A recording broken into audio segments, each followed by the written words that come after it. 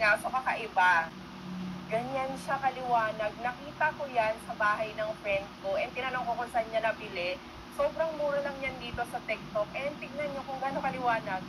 Diba? One more time, mas maliwanag talaga siya dun sa mga nabibili nating bumbilya.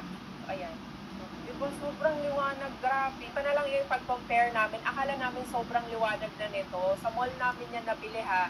Tapos ayun, yung kakabili ko lang dito sa TikTok, obvious na obvious kung sino yung mas puting-puting liwanag sa kanilang dalawa. Tingnan niyo yung ilaw ng square. Ito ang mahal ng bili namin dyan. Nakakasala or nakakaaliwanag.